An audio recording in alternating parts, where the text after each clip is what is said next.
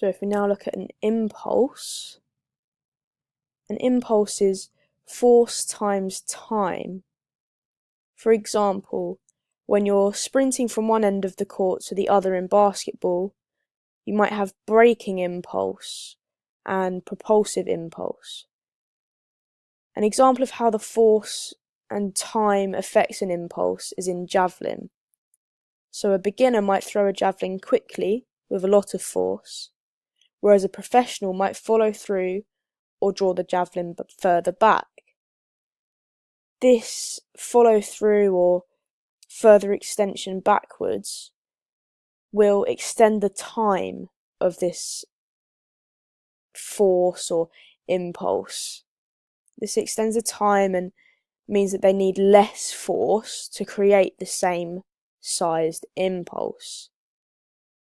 So by this further drawback, if they use the same force as this beginner, they're actually creating a larger impulse and therefore throwing the javelin further.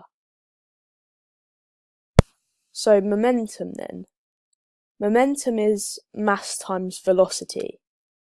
So it increases when either mass or velocity increase. For example, on the picture on the left here, the blue ball will swing forwards and make contact with the ball next to it. The momentum will follow through the other balls and cause the end ball to move at the same speed as the original. So this initial speed of this swing here from this ball will carry through these and carry through this ball here and cause this to swing out with the same momentum, so the same velocity. If you wanted to analyse a basketballer's momentum using the numerical model, you might look at the angle of their arms, as the levers at the arms relate to the angular motion that creates momentum. So moving on from force now and looking at stability and instability. So stability is resistance to both linear and angular acceleration. So sometimes improving movement can actually make you more unstable. For example, changing direction to intercept a pass in basketball would improve your movement, but it would reduce your stability because your centre of mass might be outside of your base of support, or your centre of gravity might be outside of your base of support because of that movement and that change of direction, so it would make you more unstable. An example of improvement of stability would be the wide and low stance you take when boxing out in basketball. So this is shown here. This stance lowers the centre of gravity and widens the base of support, increasing stability. So you can see here that the performer has widened their support here, their base of support. Their legs are spread more widely. This will mean that their centre of mass is lower and therefore their centre of gravity is lower, creating more stability. This means that this defender or attacker can't push you off, even if they have a larger weight. Increasing that stability by lowering your base of support means that it's harder for them to get past you and harder for them to push you away from the ball. So looking at centre of mass then, so centre of mass is where the mass is concentrated, so it's the point in which it's balanced in all directions. This mass is balanced in all directions. So therefore this changes as you move. For example, if you lean forward, your centre of mass might shift lower on your body and further back. It's all going to change with this positioning, like you can see here. This centre of mass changes as this performer does this flip.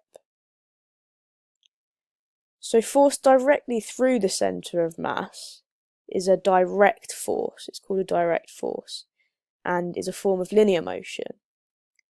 Whereas force applied outside of this centre of mass is actually eccentric force and is angular motion. So here, to reiterate again, you've got this wider base of support created here. This will increase your stability. You've got here this walking stick, so this is more contact points, which will also create an increased stability because you've got more contact points to balance with. So, like I said before, sometimes a performer might shorten or reduce the size of their base of support to allow better movement. This is shown here on the bar, so perhaps less support here, but this creates a better movement as they swing around the bar. So your line of gravity is this imaginary line here. So it's straight downwards from your centre of gravity. Ideally, this would stay within your base of support, which would create more stability. So moving on to the method of a numerical model then, so how we go about actually creating this model.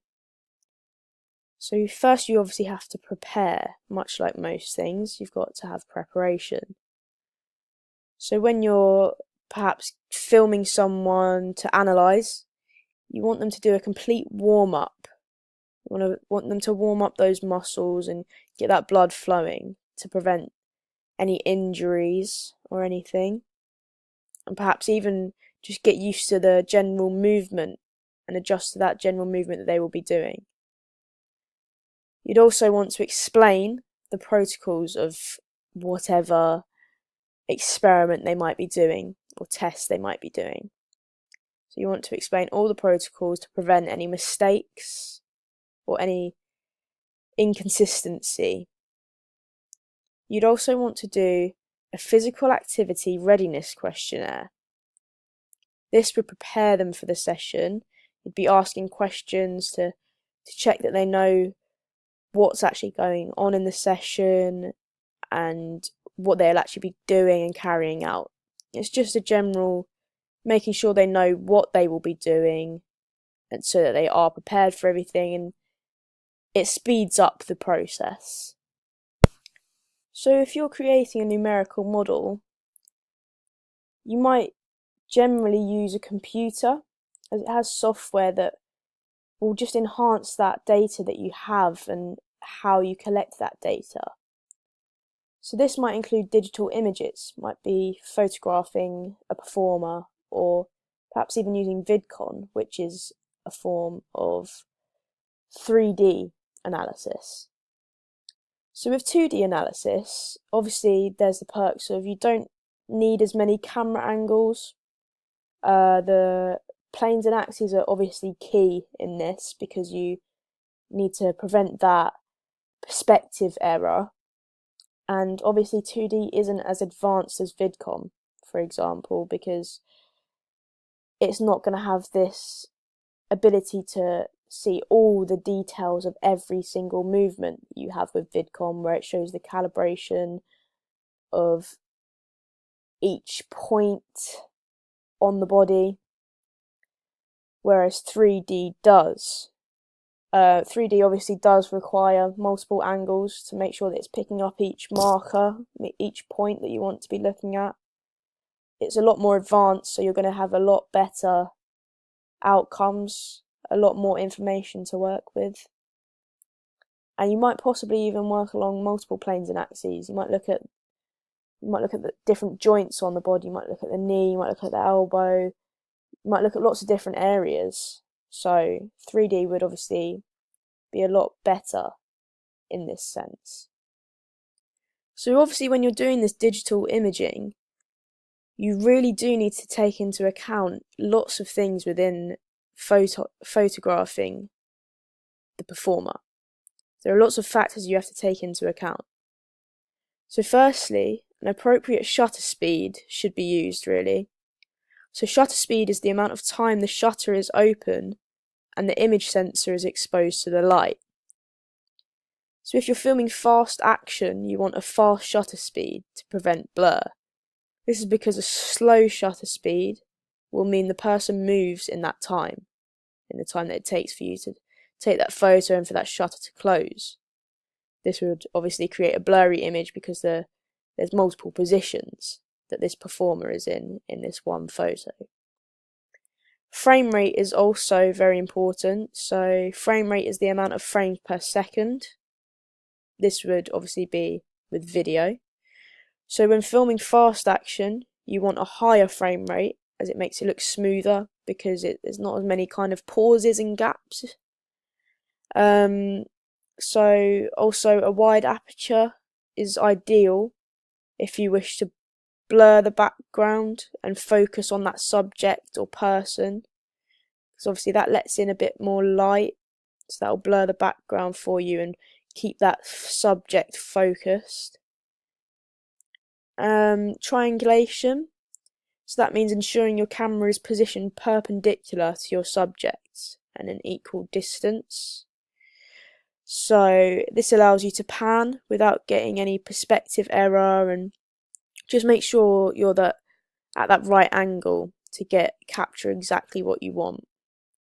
So you also need to take into account the angle of the camera, obviously, in relation to the subject.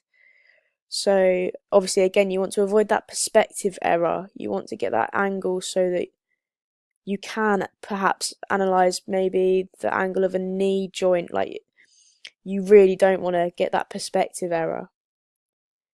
So if you were filming a sprint, for example, like I did to assess a performer, you would set up a camera perpendicular to the line they will run. This allows you to film and look along their planes of motion and prevent perspective error. So I also had the camera at a distance where the subject was in the field of view. You want to maximise the image in the field of view so that you don't have anything unnecessary on the outside and you can see everything in clear detail. You might also use multiple cameras to capture different angles. This is called horizontal scaling. And you should use a vertical reference to ensure the camera is level with the subject. So obviously with this there's lots of room for errors that you do not want to make. So an example of perspective error here, you can see that this is perpendicular, this is that triangulation I was talking about, the camera's positioned perpendicular to the joint that they're looking at, so you've got the right angle here. Whereas this is at the wrong angle, this isn't perpendicular. This affects the angle and will in turn lead to poor data collection, wrong footage, and lead to a breakdown of your analysis, and it won't be accurate. You've also got parallax error to take into account, so this is when the camera isn't level with the subject. This might make objects appear closer than they are. Again, this could lead to mistakes in analysis. So during my work on creating my numerical model, I used a force plate here, as shown in the image. This force plate detects horizontal length and width force and vertical force. So vertical is represented as Fz, length horizontal is Fy, and width horizontal is Fx. The force plate detects these forces as the performer steps on it. So they're stepping on it here as they sprint across. This means that the performer must be very accurate ensuring they step on the plate, which could therefore alter their technique in a negative way. So this is why that preparation phase is very important, because you want them to be able to practice before, so that they're not focusing on that. So here you can now see the data from this force plate and this sprint. So we've got the force plate data here and here, and the actual filming of the sprint here. So if we look at this force plate data, you can see that the performer's braking impulse is very high if we're focusing on this first performer here, and is in fact higher than their propulsive impulse. You can also see that they took the longest time to reach 5 meters and had the lowest velocity. However, they were very consistent in their scores as they had the lowest standard deviation. Again, this shows that difference in impulse. And then here we look at the velocity data. So this is from the sprint. You can see here that the performer is always fastest between 11 to 15 meters. Perhaps that's something to do with acceleration. So obviously you can see that I created this numerical model, which I can now analyse this performer. And this analysis will be in 6.4, so the next one.